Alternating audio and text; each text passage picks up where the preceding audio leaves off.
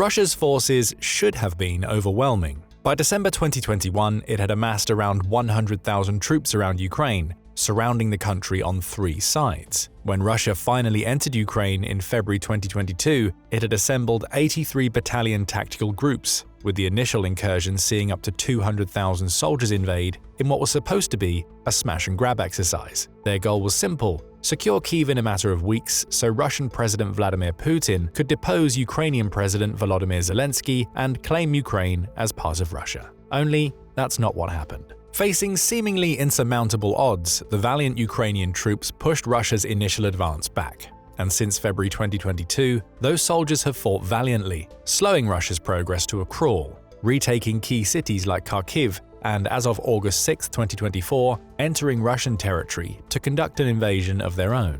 Russia has been outsmarted at every turn, outmaneuvered regularly by a Ukrainian military it dwarfs both in terms of sheer manpower and the amount of equipment that it has at its disposal. And now Ukraine is no longer holding the line while trying to defend itself, it's overseeing the crumbling of the Russian military that will ultimately see Putin and his army collapse under the very type of pressure he tried to exert on Ukraine. That's the opinion of retired US General David Petraeus. But why does Petraeus believe that Russia's military is on the verge of crumbling? This video will answer that question using interview quotes from the general himself, along with evidence to support the claims he makes. But before answering that question, we need to answer another. Who is David Petraeus? Born in November 1952, Petraeus is a US Army general who was appointed to lead the multinational forces former President George W. Bush amassed to serve in Iraq in 2007. Petraeus is also the former Commander-in-Chief of Central Command, or CENTCOM, a role in which he served between 2008 and 2010. As well as a former director of the CIA and one of the commanders who led the US and NATO forces in Afghanistan. He has received a slew of honors for his service, including the Distinguished Service Medal, 4 Legion of Merit Awards, a pair of Defense Superior Service Medals, and a Bronze Star with a V device, which is given to those who display great valor. In other words, he's a military expert who has seen and done it all. So when he talks about the state of Putin's military, it's wise to listen to what he has to say. That brings us to August 18, 2024. On that date, interview footage emerged of Petraeus speaking about the strategic brilliance Ukraine has displayed during its war with Russia, and how that brilliance has allowed Ukraine to reshape the entire war. It's taken the war out of Putin's control, grasping the momentum and putting Putin in a position where he has to watch the slow collapse of a military that many believed to be one of the world's strongest before February 2022. Petraeus starts with a brief analysis of Ukraine's invasion of Kursk. They did achieve enormous surprise with the Russians. They managed to assemble elements of 4 brigades, not just infantry and armor, but also artillery, air defenses, electronic warfare, and so forth. So it's a real combined arms effort with logistics. Petraeus refers, of course, to Ukraine's initial invasion of Kursk. Russia attempted to downplay that invasion, which began on August 6, 2024, claiming that it had ended what it dubbed a small incursion.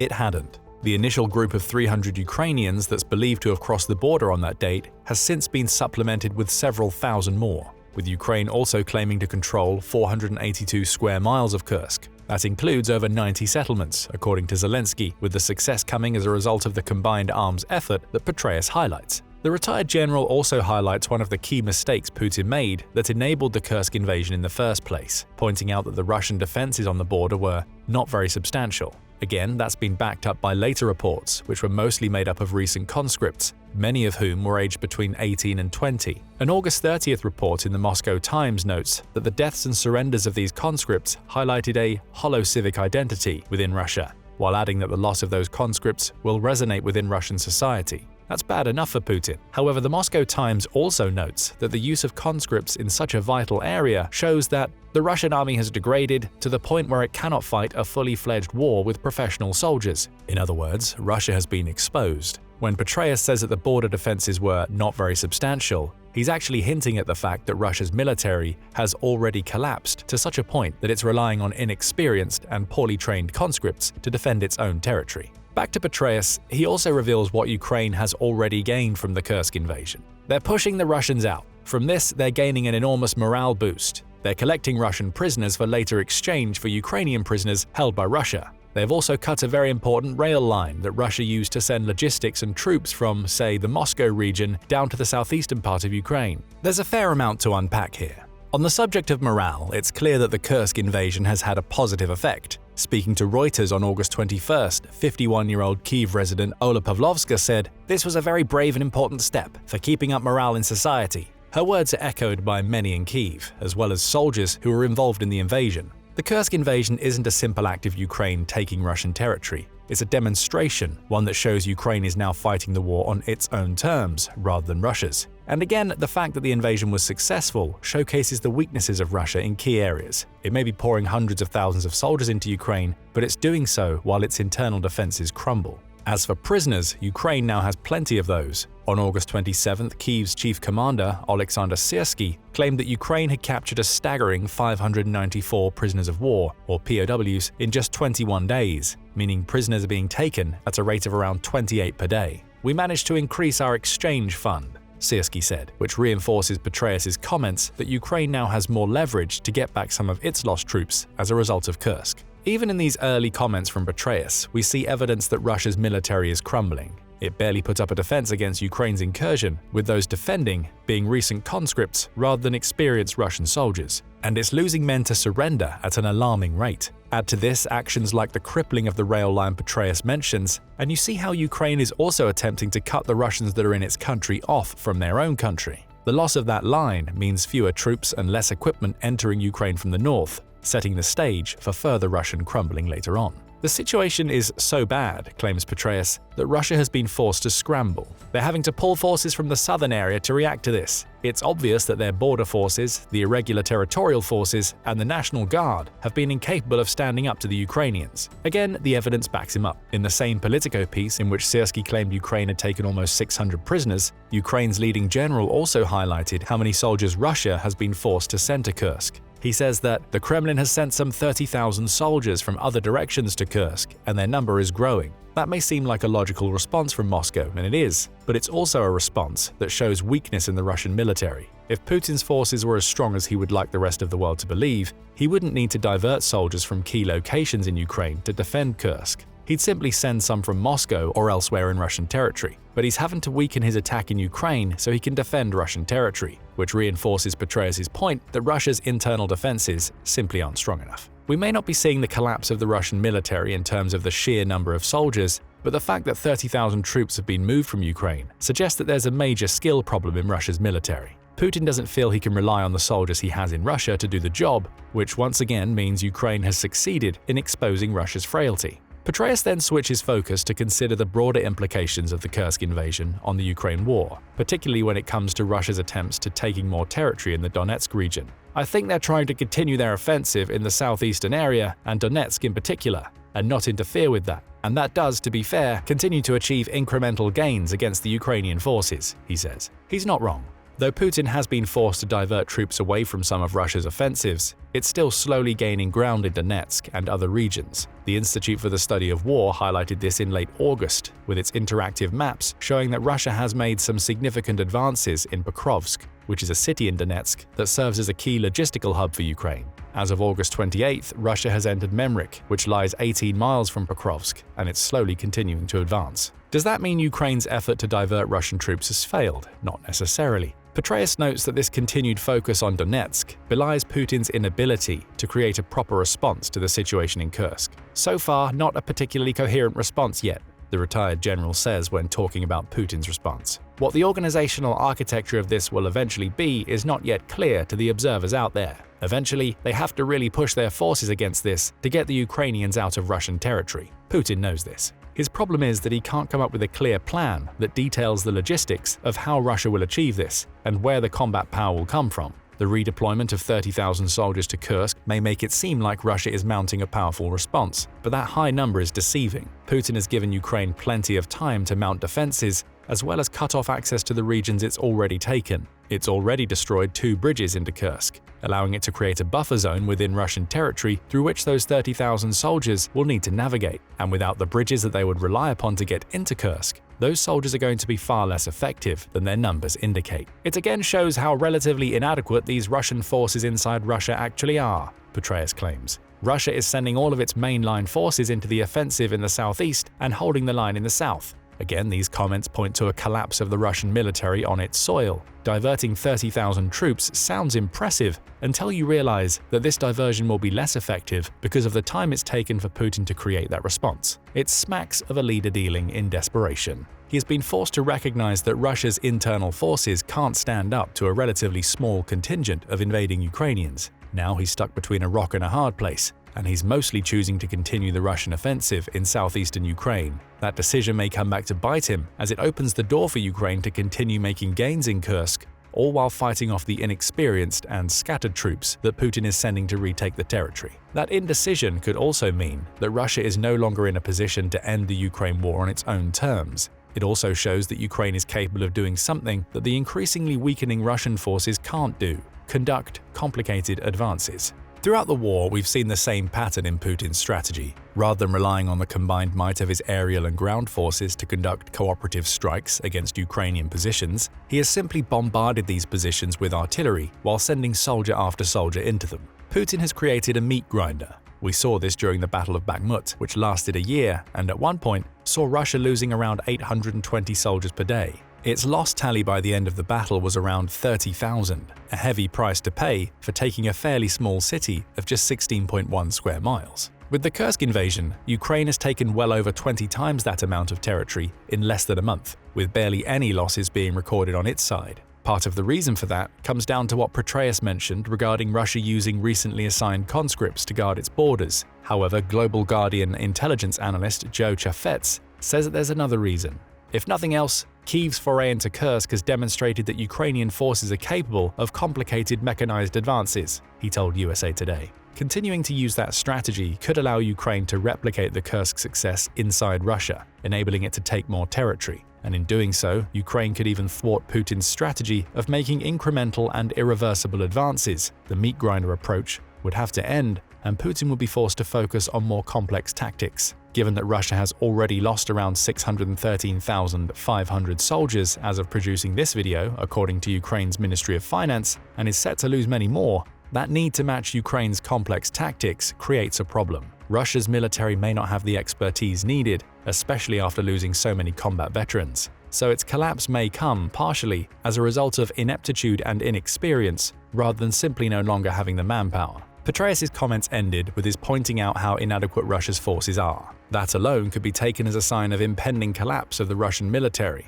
However, there are other issues at play. Take the psychological impact this invasion could have on Russia and its military as an example. Before the war in Ukraine began, Russia was feared the world over as having one of the world's strongest militaries. This was an image that Putin was more than happy to play up, not least because it fed into the image of the strongman, authoritarian leader that's enabled him to hold on to power in Russia for over 20 years. However, even before the Kursk invasion, Russia's efforts in Ukraine had revealed it to be something of a paper tiger. Yes, it can withstand a lot of punishment, but each of its attacks leads to severe losses, with those lost soldiers being replaced by contracted mercenaries or poorly trained conscripts. Now, those paper tiger accusations have intensified given how easily Ukraine entered Kursk. Beyond having a strong impact on Ukrainian morale, that incursion has to be damaging to Russia's military and, in particular, how Putin's people view his ability to defend his countrymen. The early signs of a decline in confidence are already coming in the wake of the Kursk invasion. Speaking to CBC in Canada, a Ukrainian soldier who wished only to be identified by his codename of Wolverine spoke about his experiences with Russians in Kursk following his taking part in the invasion. In addition to pointing out how good the capture of Russian territory was for Ukrainian morale, Wolverine noted that many of the Russian soldiers and people he came across seemed disillusioned. They speak about betrayal from the Russian government, Wolverine told CBC. They did not declare evacuation and immediately turned off water and light, so they created unbearable living conditions. In other words, Putin started treating Kursk like a war zone without really thinking about its people. Granted, the evacuation orders eventually came, with around 200,000 of the oblast's residents now having been moved on, but those early days of the Kursk invasion revealed a lot to the people living in the region. They showed that Putin had underestimated his Ukrainian foe, and that he didn't have a plan in place to help his people if they were ever in danger. Earlier, we spoke about Putin's strongman image and how it's essential to the leadership of his people and military. That image relies on Putin being able to demonstrate that he can lead Russia to greater things and that, crucially, he can protect Russia from any external threat. The Kursk invasion shook that belief, to the point where many Russians will now be doubting Putin's leadership. What does that have to do with Petraeus' comments about the Russian military crumbling? Lowering opinions of Putin damaged a collective Russian morale that was already a problem before the Kursk invasion.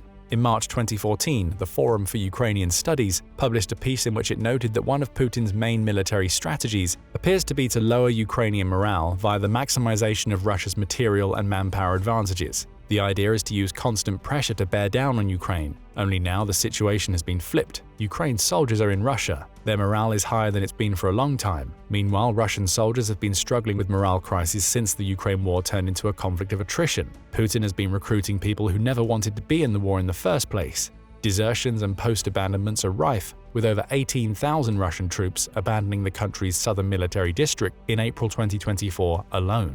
Pressure is now being placed on Putin and his military. Morale is key in war. It affects a soldier's ability to engage in combat operations, in addition to affecting commanders and their ability to organize their troops. How can you coordinate an attack or a defense when you're having to deal with soldiers deserting daily? By failing to stop the Kursk invasion and then being slow to respond to it, Putin has placed even greater strain on a collective Russian military morale that was already close to the breaking point.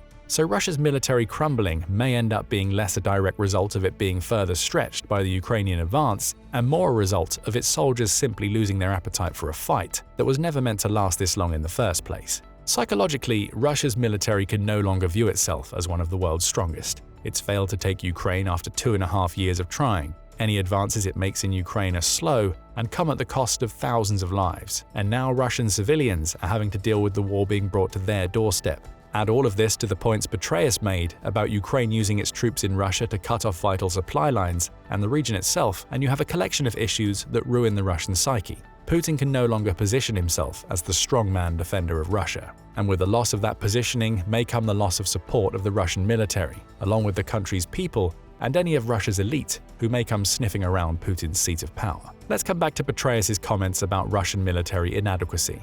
The general made those comments in the context of Russia's internal defenses, pointing out that the use of inexperienced conscripts as border guards and defensive lines within Russia played a large part in Ukraine's Kursk successes. Those inexperienced soldiers couldn't stand up to the far more combat-hardened Ukrainians they came up against, leading to the massive volume of surrenders we're seeing during this incursion. That inadequacy is the result of a larger problem in Russia's military that's causing it to crumble from the inside: terrible training. In May 2023, Newsweek reported on a British intelligence assessment which said that Russia's ground forces in Ukraine mostly consisted of poorly trained, mobilized reservists who were becoming increasingly reliant on antiquated equipment. The situation was so bad, according to the report, that Russia's combined grouping of forces, which numbered 200,000 at the time, was only capable of completing very simple infantry-based operations. We've seen that throughout the war. Every Russian gain has come as a result of Putin throwing people at a Ukrainian position, sacrificing thousands in the process, while he fails to bring Russia's superior aerial might to bear. Joint operations are limited and usually reduced to launching bombs and artillery at a position,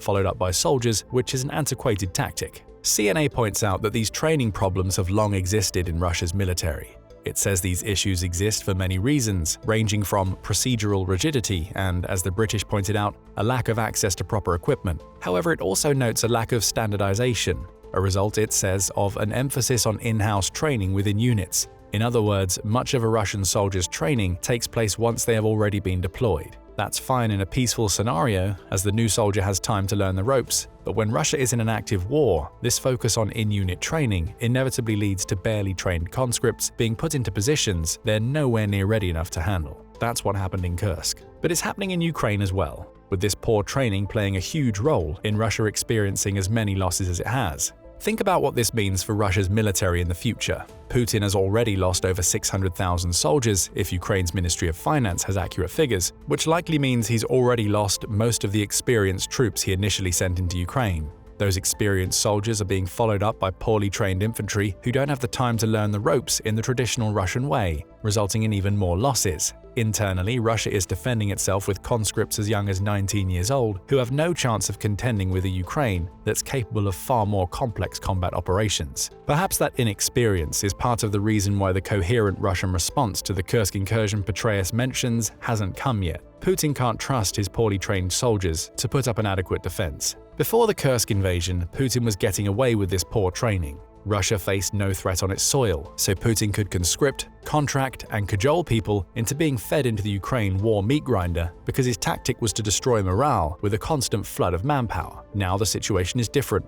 Russia is having to defend itself while it attacks, and as Petraeus points out, we're already seeing the signs of a Russian collapse. Mass surrenders in the face of Ukrainian invaders, the pushing of troops from other locations into Russia to mount a response weakened the Russian front line elsewhere. Combine this stretching of manpower with prominent training issues and quickly declining Russian morale, and you have all of the ingredients of an incoming military collapse. That collapse may come as a result of Ukraine's pressure in Kursk. It may even come because Putin's people no longer trust him to be the strong man they need to defend them. But make no mistake about it, the collapse is coming. At least that's according to General Petraeus. But what do you think about the state of Russia's military today, and what the future may hold for Putin's forces? Is talk about a collapse a touch ambitious, or is Russia heading toward a fall? Share your thoughts in the comment section, and thank you for watching the video. Now go and check out Soviet Collapse 2.0, Putin's Empire Crumbles, or click this other video instead.